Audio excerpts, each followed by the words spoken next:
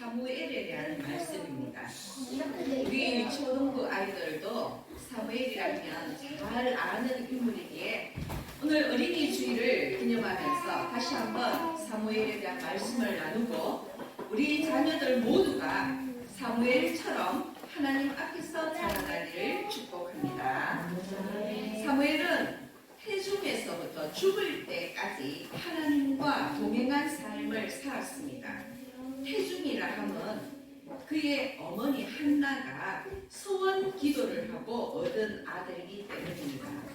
사무엘상 1장 11절에서 자식이 없던 한나는 하나님께 간구합니다. 주의 여종에게 아들을 주시면 내가 그의 평생에 그를 여호와께 드리고 삭도를 그의 머리에 대지 아니하겠나이다. 여러분, 그런데 이 기도는 자신의 아들을 나실인으로 바치겠다는 서원 기도입니다. 나실인은 이스라엘 사람들 중에서 하나님을 섬기기 위해서 전적인 헌신을 서약한 자들입니다. 물론 모든 이스라엘 백성들이 하나님을 섬기지만 그 중에서 특별히 하나님 앞에 전적인 희생을 약속한 자를 나실인이라고 합니다. 그래서 그 의미는 성별하다, 구별하다, 하나님 앞에 거룩하게 구별된 자라는 의미입니다.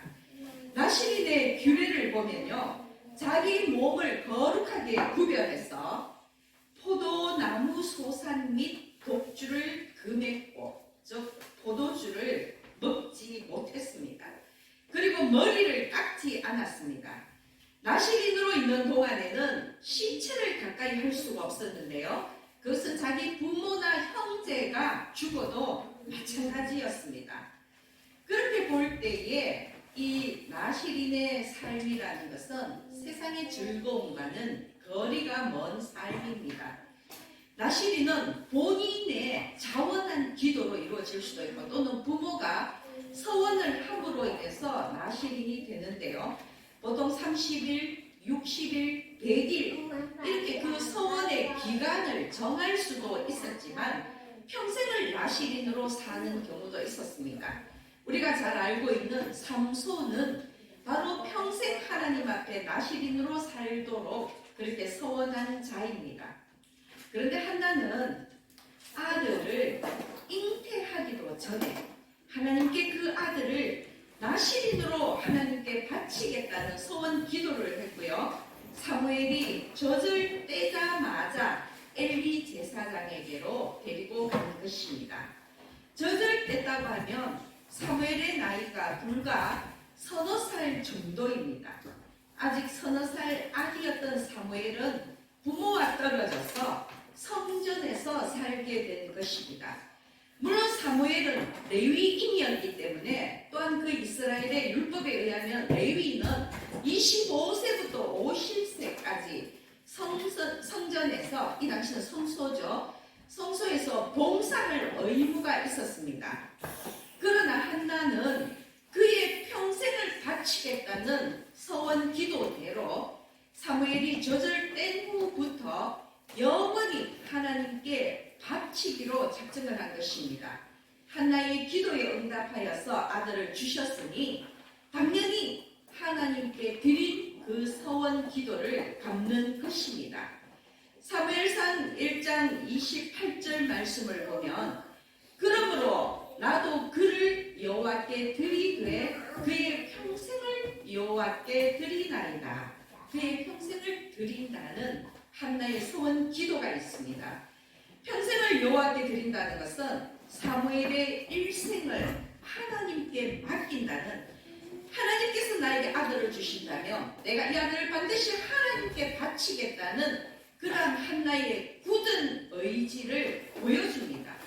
그만큼 한나는 절박하게 하나님을 붙들고 자식을 달라는 기도를 드렸고, 그리고 하나님은 한나의 소원 기도에 응답하여서 아들을 주셨고, 이 한나는 그의 소원 기도대로 어린 사무엘을 하나님께 바친 것입니다. 여러분, 이제 갓 젖을 뗀 어린 자식을 성전에 두고 떠나는 한나의 마음이 어땠을까요? 여러분, 엄마의 그 마음이 어땠겠습니까? 우리가 보통 생각한다면 참으로 인간적으로는 매우 착잡한 그런 심정이었을 것입니다. 매일매일 아이의 자라는 모습을 지켜보고 기억하고 싶은 것이 부모의 마음 아닙니까? 저 역시도 누워있던 아이가 뒤집기를 하고요. 기고 걷고 뛰던 그 모습들, 옹알이를 하다가 신기하게도 단어를 이야기하고 그리고 말을 배우고 엄마랑 이야기가 되면서 책을 읽고 글을 쓰던 그 처음의 순간들이 너무 신기하고 귀해서 사진도 찍고 일기도 쓰곤 하던 그 기억들이 선명합니다. 전이가 빠졌을 때는요, 옛 어른들이 이가 빠지면 지붕에 던져야 된다고 말씀을 하셨는데, 아파트에 살다 보니까 지붕도 없었지만 그 작은 이가 얼마나 아깝던지 제가 그것을 가재 수건에 말아서 오랫동안 그렇게 보관했던 기억도 있습니다. 자식이란 부모에게 그렇게 귀하고 아까운 존재인 것입니다. 그러나 한나에게는 그런 기억이 있었을까요?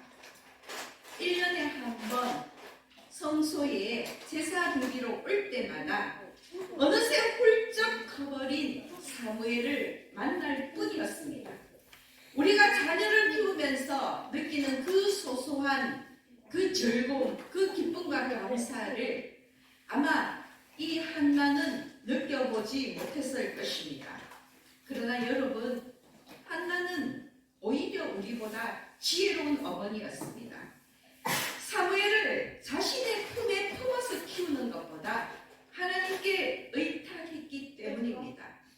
물론 이 사무엘을, 어린 사무엘을 성전에 보낸 것은 한나의 서원 기도를 지킨 것이지만 사무엘을 하나님께 맡겼다라는 그 자체는 이 한나의 신앙적인 결단인 것입니다. 그런데 한나의 이러한 신앙적인 결단이 어떠한 결과를 가져왔는지는 성경 역사가 잘 말해주고 있지 않습니까?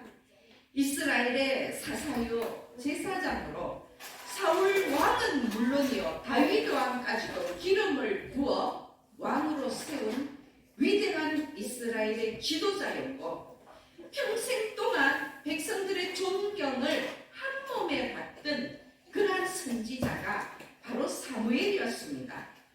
사무엘상 25장 1절에 보면 이제 드디어 사무엘이 죽음을 맞이하는데 여러분 어떻게 기록이 되어 있느냐면 사무엘이 죽음에 온 이스라엘 무리가 모여 그를 두고 슬피 울며 라마 그의 집에서 그를 장사한지라.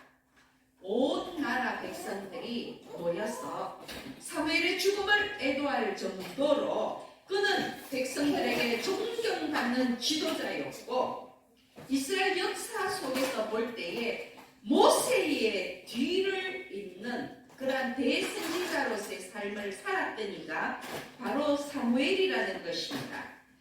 물론 이 모든 것들이 하나님의 은혜요, 하나님께서 하나님의 그 뜻과 계획을 이루어 가시는 것이지만 한나의 신앙이 그 아들 사무엘에게 미친 영향이 컸을 것입니다. 여러분, 이렇듯 한나가 그 귀하게 얻은 하나뿐인 아들, 그 당시에는 하나뿐인 아들이었죠. 그 사무엘을 나시린으로 하나님께 드린다는 것부터가 한나의 진실한 신앙을 보여주고 있지만 한나는 사무엘을 하나님께 나시린으로 드린 그 후에 하나님을 찬양했다는 것입니다. 자기의 품속에서 어린아이를 떼어서 하나님의 성전에 엘리 제사장에게 맡기면서 여러분 사무엘상 2장 1절에서 10절까지 한나의 기도가 나오는데요. 이것을 한나의 찬송시라고 합니다. 여러분 그런데 이 내용을 보면 자식을 성전에 떼어놓고 오는 어머니의 일반적인 기도가 아닙니다. 여러분 아들과 헤어지는 슬픔의 기도나 또는 그 아들을 맡기면서 하나님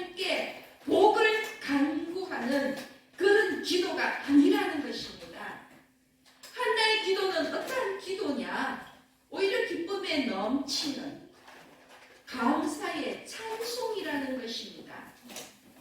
하나님의 전지전능하심을 찬양하면서 자식을 낳지 못했던 자기를 그 멸시와 수치에서 벗어나게 하신 구원의 하나님을 찬양하며 그 구원의 하나님을 감사하고 기뻐하는 것을 노래하고 있다는 것입니다.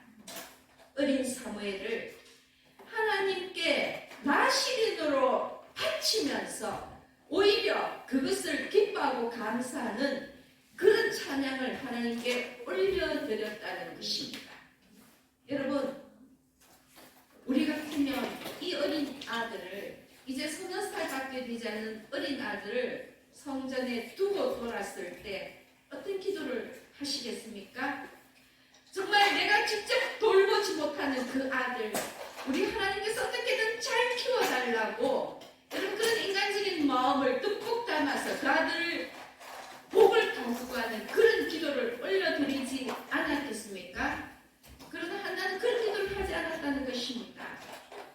비록 직접 돌보고 키우지 못하는 그런 입장이지만 오히려 그 모든 것들을 하나님께 감사하는, 오히려 구원의 하나님을 찬양하는 그런 기도를 올려드렸다는 것입니다. 이러한 한나의 신앙이 아들 사무엘에게 큰 영향을 끼쳤을 것입니다. 그런 한나의 신앙이 비록 그 어머니가 아들 바로 옆에 붙어 있지 않았다 할지라도 그 사무엘의 성장에 지대한 신앙의 영향을 미쳤다는 것입니다. 또 한 가지 우리가 놓쳐서는 안 될 부분이 있습니다. 19절을 보면 한나는 매년 성소에 올 때마다 이 이스라엘 백성들은 절기를 쫓아서 하나님의 성전에 와서 예배를 드리는, 제사를 드리는 그 규례가 있지요. 더군다나 한나의 남편 엘가나는 여러분 레위인이었기 때문에 매년 성소에 올라와서 봉사를 합니다. 이렇게 성소에 올 때마다 한나는 사무엘에게 작은 겉옷을 지어다가 주었습니다. 이 겉옷이 무엇입니까? 에봇입니다. 에봇은요, 일반 제사장들과 레위인들이 하나님께 제사를 드릴 때에 입던 옷입니다. 한나가 어린 자식을 위해서 맛있는 음식을 준비해서 온 것이 아닙니다. 에봇을 준비해서 에봇을 지어다가 사무엘에게 입혔습니다. 여러분, 다른 것도 아닌 세마포 에봇을 준비해서 아들에게 입힌 이유가 무엇이겠습니까? 물론 1년에 한 번 볼 때마다 사무엘은 훌쩍 커버렸어. 예전에 입었던 그 옷을 더 이상 작아서 입을 수 없기 때문에 그 아들의 몸에 맞는 옷을 지어다 입히고 싶은 그 어머니의 마음이 담겨 있을 것입니다. 그러나 그것보다도 더 중요한 것은 한나가 사무엘의 에봇을 지어와서 입혔다는 것은, 비록 1년에 한 번밖에 볼 수 없는 아들이지만 너는 나의 자식이 아니라 너는 하나님의 종이다라는 것, 너는 하나님의 일꾼이라는 이 사무엘의 정체성을 일깨워준 것입니다. 내가 너를 내 집에서 내 품에 안아 키우지는 못하지만 너는 하나님의 아들이다. 너는 한시도 이것을 잊어서는 아니 될 것이다. 이러한 사무엘의 정체성을 일깨워주기 위해서 한나는 다른 것도 아닌 세마포 에봇을 지어다가 이 사무엘에게 입혔다는 것입니다.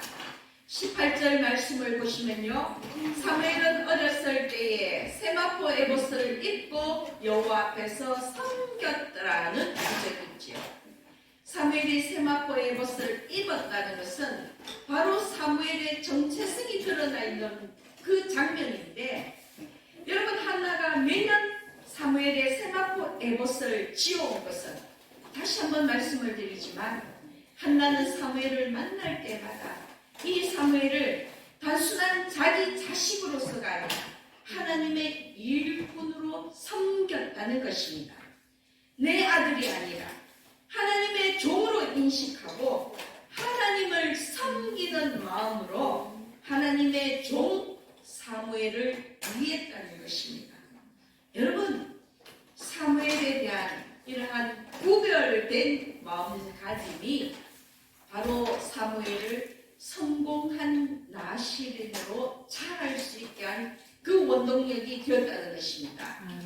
21절 하반절 말씀을 보면 아이 사무엘은 여호와 앞에서 자라니라. 오늘 말씀의 제목인데요. 아이 사무엘은 여호와 앞에서 자라니라. 여호와 앞에서 자란다는 것이 무슨 뜻입니까?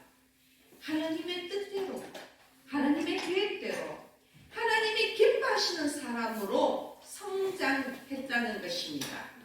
26절 말씀을 보면요, 아이 사무엘이 점점 자라매 여호와와 사람들에게 은총을 더 받더라. 여러분, 누가복음 2장 52절에도 같은 맥락의 구절이 있지요. 예수는 지혜와 키가 자라가며 하나님과 사람에게 더욱 사랑스러워 가시더라. 사무엘은 하나님과 함께하면서 예수님처럼 영적으로나 육적으로나 하나님 마음에 합하게끔 자라났다는 것입니다. 자식을 둔 부모라면, 여러분, 이런 자식이라면 더 바랄 것이 무엇이겠습니까? 하나님께 칭찬 듣는 것은 물론이요, 세상 모든 사람들에게 칭찬 듣는 그런 자식으로 자라난다면 더 이상 바랄 것이 무엇이겠습니까? 사무엘은 바로 그렇게 자라났다는 것입니다. 그런데 사무엘상 2장에는 이 한나와 대조되는 인물이 있습니다. 사무엘과 대조되는 인물이 있습니다. 누구냐면 바로 엘리 제사장, 그 당대의 하나님의 제사장이었던 엘리 제사장과 그의 두 아들 홈니와 비느하스입니다. 여러분, 우리 이들에 대한 그 서사를 잘 알고 있지요. 어린 사무엘이 성소에서 하나님을 섬기며 구별된 삶을 살고 있을 때에 홈니와 비느하스는 하나님 앞에서 죄악을 행한 자들입니다. 그들은 제사장의 아들로서 제사장직을 감당하며 살면서 하나님을 두려워하지 아니하고 오히려 하나님을 업신여기며 악행을 저질렀던 자들입니다. 사무엘상 2장 12절을 보면 엘리의 아들들은 행실이 나빠 여호와를 알지 못하더라. 여러분, 얼마나 두려운 구절입니까? 이 엘리의 아들들이 객관적으로 여호와의 존재 자체를 몰랐다는 말이 아닙니다. 제사장 아들이고 제사장직을 감당하는 자들이 여호와와 여호와의 그 율법을 몰랐다는 것이 말이 됩니까? 여기 이 말씀 속에서 여호와를 몰랐더라 하는 이 구절은 그들이 하나님의 뜻에 순종하지 않았다는 의미입니다. 그들이 하나님 앞에 불법을 행하였다는 것입니다. 도덕적으로 윤리적으로 타락한 생활을 했다라는 바로 그 의미라는 것입니다. 여러분, 그들은 어떤 악행을 저질렀습니까? 원래 제사장들의 몫은 이스라엘 백성들이 하나님께 제사 드리기 위해서 가져온 그 희생 제물 중에서 흔든 가슴과 뒷다리입니다.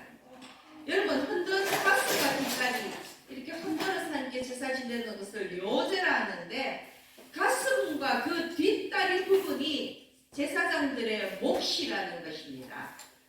그런데 엘리의 두 아들 홈니와 비느하스는요, 제사장으로서의 그 권한을 악용해서, 여러분, 갈고리 있지요. 우리 고깃집, 그 육수간이라 합니까? 정육점에 가보면 고기를 이렇게 걸어놓는 갈고리 있잖아요. 그 갈고리를 가지고 냄비나 솥에나 가마에 찔러 넣어서 고기를 이제 이렇게 삶고 있을 때에 거기에 찔러 넣어서 이 갈고리에 걸려지는 고기는 다 자기들이 먹었다는 것입니다. 여러분, 이 행위를 이해하시겠습니까? 원래 희생 제물 중에서 흔든 가슴과 등 뒷다리, 가슴 부분과 뒷다리 부분이 하나님께서 제사장들의 몫으로 허락하신 것인데 홈리와 비나스는 거기에 상관없이 지금 삶고 있는 그 고기들을 전부 다 갈고리로 찍어서 걸려 나오는 것은 다 자기들이 먹었다는 것입니다. 그뿐만이 아닙니다. 원래 이 모든 제사의 제물은요, 먼저 그 소나 양의 그 기름을 태웠어. 하나님께 먼저 드린 후에, 그리고 나서 이제 이 제물을 삶거나 익혀서 제사장들의 몫으로 나누는데, 이렇게 기름을 태워서 하나님이 흠양하시기도 전에 홈리와 비나하스는 날고기를 요구했다는 것입니다. 자신들의 요구대로 되지 않으면 그 고기를, 그 강제로 그 희생 제물을 빼앗아 먹었다는 것입니다. 이게 말이 됩니까, 여러분? 그들이 제사장의 아들이면서 그들이 제사장직을 지금 감당하고 있는 자들이면서 하나님의 율법을 무시하고 하나님께 드리는 제사를 멸시하고 하나님을 비방하고 모독하는 행위를 했다는 것입니다.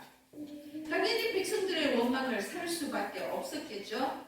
그것뿐만이 아닙니다.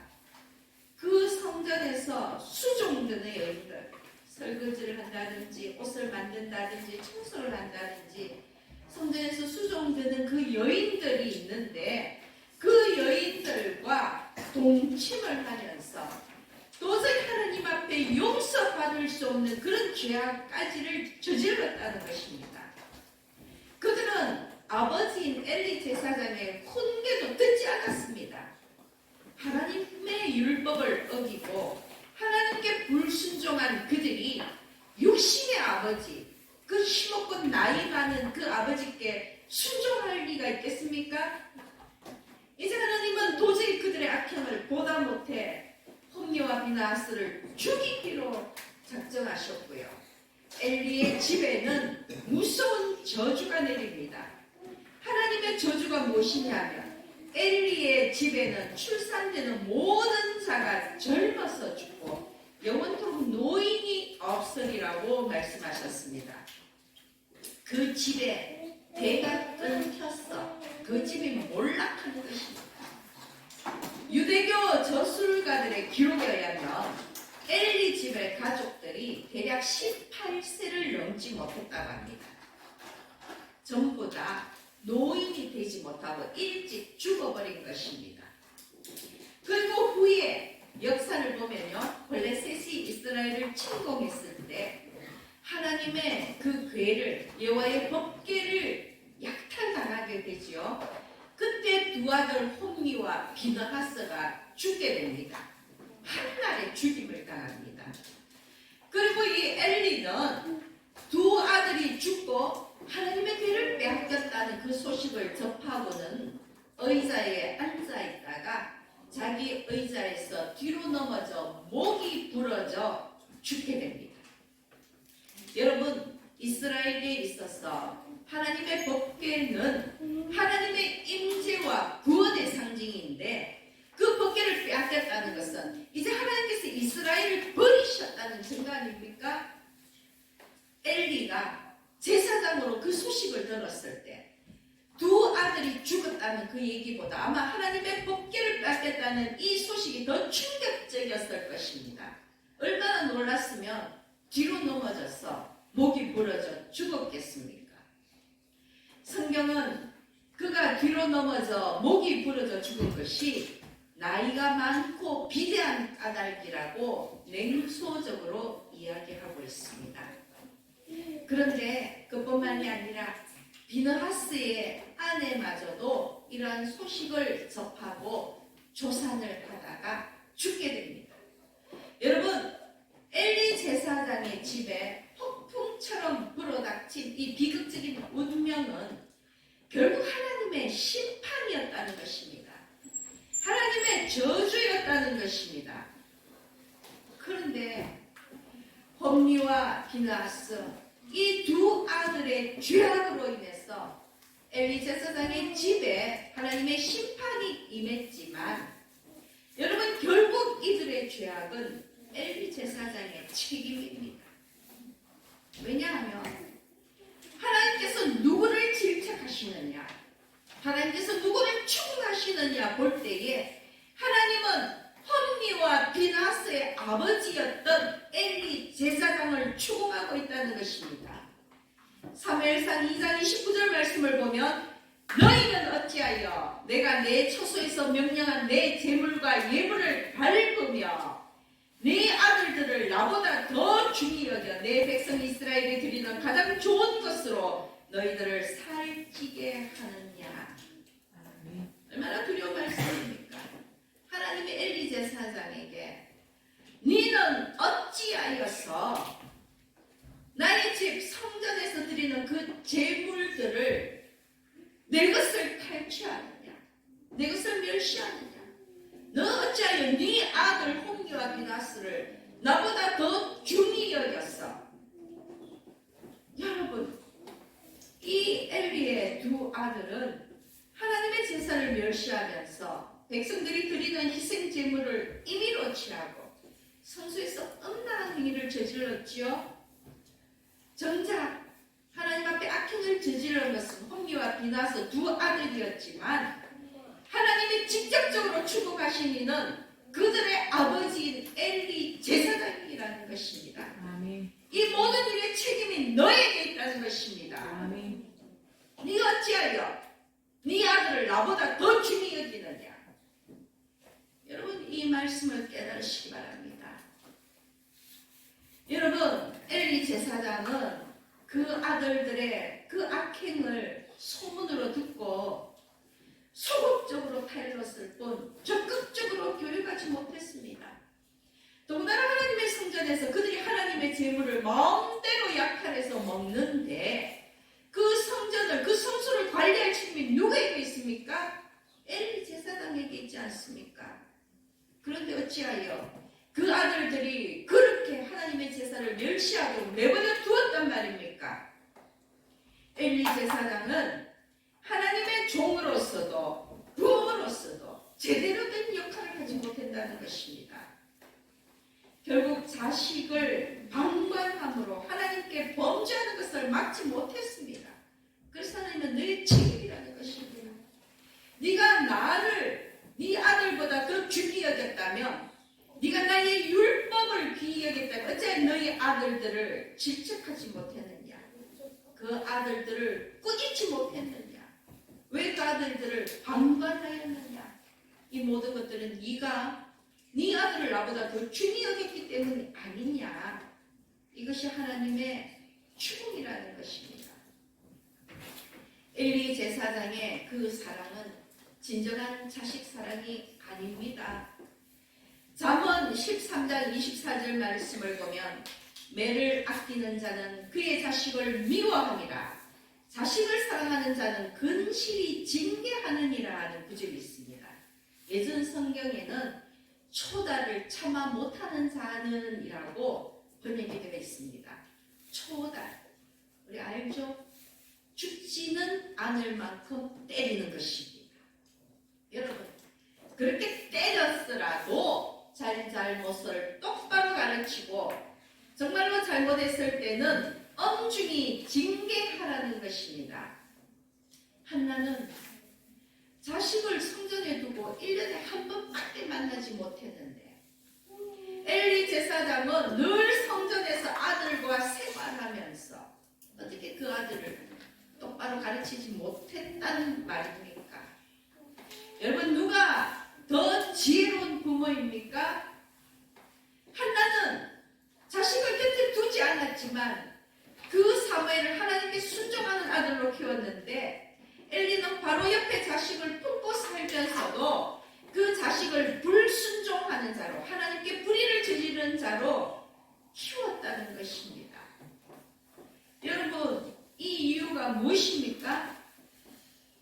한나는 그 아들을 하나님께 맡겼지만 엘리는 그 아들을 하나님께 맡기지 못했기 때문이라는 것입니다. 아멘. 훌륭한 부모의 교육으로 훌륭한 자녀가 성장하는 것은 정말로 세상 사가 말해주고 있지 않습니까? 사무엘과 홈리 비나스의 결과는, 그들의 인생의 결과는 아주 대조적일 수밖에 없습니다.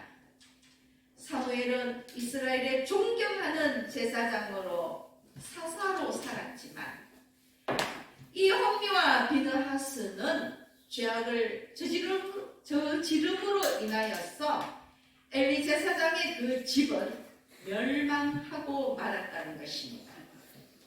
엘리는 하나님을 섬기는 제사장이었지만 오히려 죄악에 대해서는 불감정을 가지고 있었습니다. 하나님께서 이스라엘의 모든 지파 중에서 레위 지파를 특별히 택하시고 그리고 그 중에서 엘리를 제사장으로 삼았습니다. 여러분, 이것은 엄청난 특권일 수밖에 없습니다. 영적으로도 육적으로도 그 당시에 제사장 가문으로 제사장으로 살아간다는 것은 정말로 너무나 특별한 일입니다. 그러나 엘리는 하나님보다 자식 사랑이 우선이었기에 하나님의 심판을 받을 수밖에 없었다는 것입니다. 그 자식이 우상이 되었기 때문에 그 자식을 적극적으로 훈계하지 못했다는 것입니다. 홈리와 비느하스는 그 출생 자체가, 그 직분 자체가 하나님의 특별한 은총이었지만 엘리는 부모로서도 제사장으로서도 올바른 자녀교육, 신앙교육을 하지 못한 것입니다. 그래서 하나님은 그 모든 일의 책임을 엘리에게 물으신 것입니다. 여러분, 옛날에 어른들이요, 특히 경상도 어른들이 아주 과격하지요. 자식이 잘못하면 다리 몽둥이를 뿌락본다는 말씀을 흔히 하셨습니다. 여러분, 그 뜻이 무엇입니까? 다리 몽둥이를 부러뜨렸더라도 그 자리에 주저앉혔더라도 돌아다니면서 죄 짓는 꼴을 못 보겠다는 것 아닙니까? 여러분, 과격한 표현이지만 우리는 죄에 맞서는 이러한 결단, 이러한 단호함이 필요하다는 것입니다. 아멘. 정말로 죄는 티끌만큼도 용서하지 않겠다라는, 허용하지 않겠다라는 이 단호함으로 자식을 양육해야 한다는 것입니다. 아멘. 성경 속에 또 유명한 인물 중에 하나가 욥이 있지요. 여러분, 욥기서를 보면 1장부터 어떻게 나오느냐면 욥은 온전하고 정직하여 하나님을 경외하며 악에서 떠난 자요 동방 사람 중에 가장 훌륭한 자라고 기록하고 있습니다. 정말 성경에서 할 수 있는 칭찬은 욥에게 다 쏟아붓고 있다는 것입니다. 그 이유가 뭐겠습니까, 여러분? 욥의 아들들은요, 자기 생일이 되면 자기 집에서 잔치를 베풀고 그 누이들도 자기 집으로 초청해서 함께 먹고 마셨는데 이러한 그나한 잔치가 끝이 나면 욥은 그 자녀들을 하나하나 차례로 불러서 하나님께 속죄의 번제를 드렸다는 것입니다. 여러분, 이 욥은 모세 이전의 사람입니다. 모세 이후에 하나님의 율법이 정해진 이후로는 제사장만이 속죄 행위를 할 수 있었고 하나님께 번제를 드렸습니다. 희생 제사를 드렸습니다. 그러나 모세 이전에는 그 집의 가장인 아버지가 속죄 행위를 하고 하나님께 희생 제사를 드렸습니다. 그러므로 욥은 자신의 자녀들의 그 죄를 속죄하는 희생 제사를 드리는 그 권한을 갖고 있었습니다. 그래서 욥은요, 자식들의 생일 잔치가 끝나면 그 자식들을 불러다가 한 사람 한 사람 그들을 위해서 하나님께 속죄제, 희생 제사를 드렸다는 것입니다.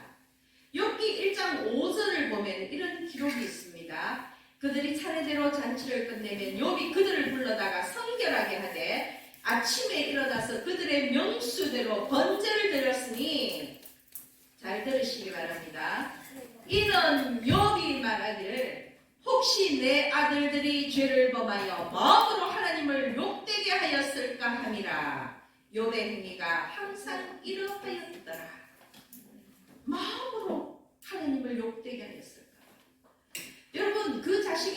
무슨 짓을 하고 돌아다니는지 우리가 어떻게 합니까? 그것을 염려한 것입니다. 혹시나 내 아들이 하나님 앞에 떠나 죄악을 범했을까? 혹시나 마음으로도 하나님께 죄 지었을까? 여러분, 그래서 그 아들을 위해서 속죄 제사를 드렸다는 것입니다. 이 욥이, 그것이 욥의 정말 부모로서의 훌륭한 점이 아닙니까? 욥과 엘리 제사장을 한번 비교해 보십시오. 욥은 너무너무 죄악에 민감해서 혹시나 그 마음으로 하나님을 욕되게 하였을까봐 자녀들을 위해서 희생제사를 드렸습니다. 한결같이 그 아들들도 하나님을 경외하며 아지서 떠나기를 힘쓴 것입니다. 그런데 엘리는 그 자녀들의 모든 악행을 귀로 듣고 알고 있으면서도 그 아들들을 징계하지 못했다는 것입니다. 제대로 가르치지 못했다는 것입니다. 여러분, 크리스찬 부모라면 욥처럼 해야 하지 않습니까? 혹시나 내 자식이 영육간에 하나님 앞에서 범죄하지 않았을까 경계하며 날마다 하나님 앞에 속죄 기도를 올려야 하는 것입니다. 이 불의하고 악한 세태 가운데서 그 자녀가 신앙을 지킬 수 있도록 중보해야 하는 것입니다. 또한 크리스찬 부모라면 한나처럼 정말 인간적인 욕심으로 자녀를 키우면서 전전긍긍할 것이 아니라 그 자식의 일생을 여호와께 드리고 오히려 그것으로 인하여 기뻐하고 감사하는 그런 마음가짐을 가져야 한다는 것입니다. 여러분, 제가 정말 이만큼 살아보니까요, 인생에서 가장 중요한 것은 역시 신앙입니다. 좋은 학교, 좋은 직장, 좋은 배우자를 만나서 세상에서 기쁘고 잘 살기를 바라는 그 마음도 없지 않아 있기는 있지만, 그러나 정말 가장 중요한 것은 신앙이라는 것입니다. 아멘. 하나님을 떠난 삶은 아무런 의미가 없습니다. 아직도 어린 자녀를 키우는 여러분들의 그 자식에 대한 기대와 소망을 끄끄려는 것이 아닙니다. 양육의 진정한 목표는 참된 신앙인으로 키우는 것이라는 것을 한 번 더 강조해서 말씀을 드리는 것입니다. 아멘. 내 품에 쌍고 키우는 것이 아니라 하나님의 품에서 자랄 수 있도록 하는 그것이 바로 자녀 양육의 올바른 방법이라는 것입니다. 한나의 결단이 옳았지 않습니까? 결국 엘리 가문은 망했지만, 그리고 사무엘이 엘리 가문을 대신해서 하나님의 역사를 감당한 것, 그 이스라엘의 여러분 그 폭풍 같은 역사 속에 하나님의 뜻과 계획을 행하며 살아간 것은 어머니 한나의 가르침 때문이 아닙니까? 어머니 한나의 신앙 교육 때문이 아닙니까? 아니, 먼저 근본적으로 어머니 한나의 신앙 때문이 아닙니까? 하나님의 그 선포의 말씀을 보십시오. 사무엘상 2장 35절 말씀을 보면 내가 나를 위하여 충실한 제사장을 일으키리니 그 사람은 내 마음 내 뜻대로 행할 것이라. 내가 그를 위하여 견고한 집을 세우리니 그가 나의 기름 부음을 받은 자 앞에서 영구히 행하리라. 사무엘을 엘리를 대신한 이스라엘의 제사장으로 세웠어. 영원토록 그를 지키겠다는 하나님의 선포의 말씀입니다. 어린 사무엘이 여호와 앞에서 자라날 수 있도록 그 어머니 한나가 사무엘을 중보했기 때문이라는 것입니다. 여러분, 다시 한번 말씀을 드립니다. 사무엘은 하나님의 마음과 하나님의 뜻에 순종하며 살아간 위대한 사사요 제사장이었습니다. 온 이스라엘의 애도 속에 천국으로 간 존경받는 이스라엘의 지도자였습니다. 그 사무엘이 있기 전에 그 어머니 한나가 있었음을 명심하시기 바랍니다. 아멘. 여러분께 권면합니다. 자식을 하나님께 맡기고 그 자식이 하나님 앞에서 자라갈 수 있도록, 그리고 그 자식이 하나님 하나님의 마음과 뜻에 순종하며 살 수 있기를 매일매일 기도로 중복하시기 바랍니다. 매일매일 하나님의 말씀으로 교육하시기 바랍니다.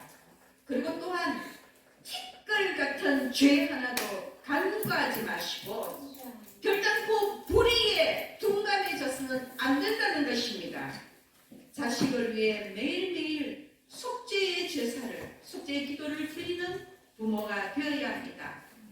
그리고 더욱더 중요한 것은 위대한 사사요 제사장으로 살다 간 그 사무엘의 직분과 능력에 혹하지 마시고 그 이전에 그 어머니 한나의 신앙이 사무엘을 하나님 앞에 세웠다는 것을 기억하시고 오늘 열방교회의 저와 여러분 모두가 한나같이 욥 같은 그런 신앙의 부모가 되고 우리의 자녀들이 사무엘처럼 하나님 앞에서 자라가기를 예수님의 이름으로 축원합니다.